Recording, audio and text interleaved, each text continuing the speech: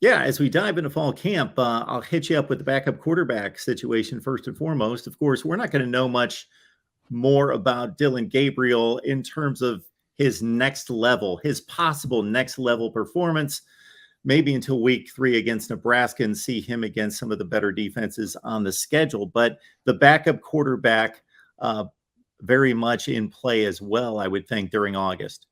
No doubt. And in Davis Beville, the Pittsburgh transfer, Oklahoma brings in a guy that has been in that position before.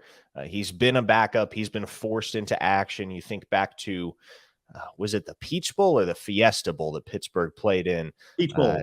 Peach Bowl. There you go. So that's where you saw Davis Beville in action most recently. This is a guy that's taken snaps at the Power 5 level as a starter, has never been a full-time starter, but he's seen the field in meaningful scenarios, which is more than you can say for the rest of that room at this point in time. Of course, the Sooners have a lot of confidence in General Booty, the JUCO transfer that they brought in from Tyler Junior College. That's a kid that they believe flew under the radar as a recruit and is going to be right there in the thick of it for QB2 duty. I think a guy that is facing a very, very pivotal fall camp is Nick Evers, the recent 4-star signee out of Flower Mound, Texas, because you look at the way that things are lining up for the Sooners at the quarterback position, not just this year, but going forward.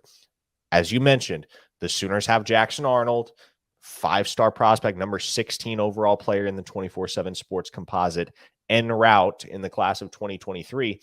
And you look ahead to the class of 2024, they're already very much in the driver's seat to land their next quarterback. Michael Hawkins, the 4-star product of Allen High School down in the DFW Metroplex. That's a guy that's really always wanted to be a Sooner, and they just recently extended the offer to him. It appears, barring a completely unforeseen turn of events, that he's ultimately going to commit to Oklahoma as well. So the Sooners are lining up their quarterback room.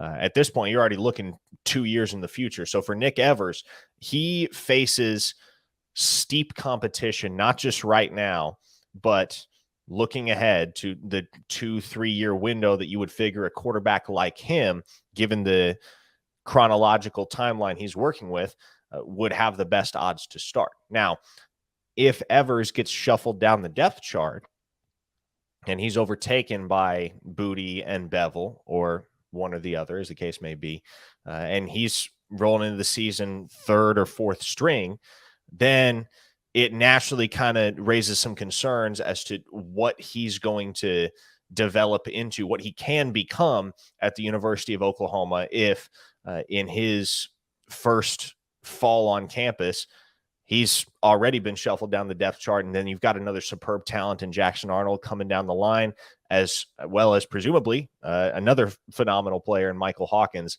waiting in the wings as well. So Nick Evers is a guy that when you look at the players on this roster that really need to have a strong fall camp, that is one of the guys that I'd pinpoint, because the difference between him being QB2 and QB4 coming out of fall camp could be the difference between him being QB2 or even QB1 or QB3, QB4 next spring. So he needs to certainly build some confidence, I think, for his own sake.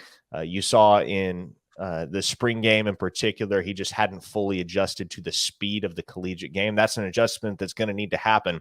Otherwise, the harsh reality for Nick Evers is that he's going to face a pretty steep incline if he ever wants to be the guy at Oklahoma. So a lot is riding on this fall camp, I believe, for Nick Evers, as well as the spring that is to come once Jackson Arnold gets into town, and those two are going head-to-head for reps. Beville threw the pick 6 that sealed the Peach Bowl. However, he was thrown into a bad situation in regards to rushed onto the field as a 3rd-string quarterback after the 2nd-string quarterback in relief of Kenny Pickett hurt, and put in a pretty good day's work on, I believe, like a 14 for 18 against the top 10 team in the country. So he played well considering the circumstances he was thrown into on a big stage there at the Peach Bowl.